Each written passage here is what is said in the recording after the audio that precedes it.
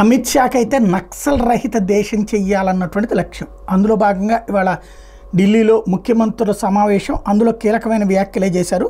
వికసిత భారత్ సాధించాలంటే అందులో మన గిరిజనుల ప్రజలకు కూడా భాగం కావాలి, కానీ ప్రభుత్వ ఫలాలు వాళ్ళకి చేరకుండా మావోయిస్టులు అడ్డుపడుతున్నారు. రోడ్లు, టవర్లు, చివరికి విద్యా, వైద్యం కూడా గిరిజన ఆదివాసీలకు చేరకుండా అడ్డుకుంటున్నారు. గత కొన్నేళ్లలో మావోయిస్టుల సమస్యను ఎదుర్కొనే విషయంలో గణనీయమైన పురోగతి సాధించాం.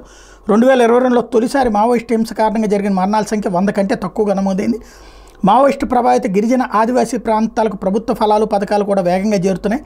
బహుముఖ వ్యూహాన్ని అమలు చేస్తూ ఈ సమస్యను సమర్థవంతంగా ఎదుర్కొంటున్నాం. ఈ క్రమంలో రాష్ట్రాల పోలీసు విభాగాలు కూడా చాలా బాగా పనిచేస్తున్నాయి. హెలికాప్టర్ సేవలను వారికి అందజేయడం వల్ల గాయపడ్డ భద్రతా బలగాలను సకాలంలో ఆసుపత్రికి చేర్చడం లేదా భూమార్గం ద్వారా చేరుకోలేని ప్రాంతాలకు బలగాలను చేర్చడం సాధ్యమైంది. ఈ ఏడాది ఛత్తీస్గఢ్లో వామపక్ష ఉగ్రవాదం మీద చాలా పైచేయి సాధించాం. మావోయిస్టులు కూడా పిలుపునిస్తున్న హింసతో ఏది సాధించలేం. జనజీవన స్రవంతిలో కలవండి. ఇందుకోసం అనేక పథకాలు అమలవుతున్నాయి, వాటిని వినియోగించుకుని ప్రజల్లోకి వచ్చేయండి. పోలీస్ సామర్థ్యాన్ని పెంపొందించడంలో తెలంగాణ, ఆంధ్రప్రదేశ్, మహారాష్ట్ర చాలా బాగా పనిచేసినాయి. ఈ సందర్భంగా కితాబు ఇచ్చారు ఆయన.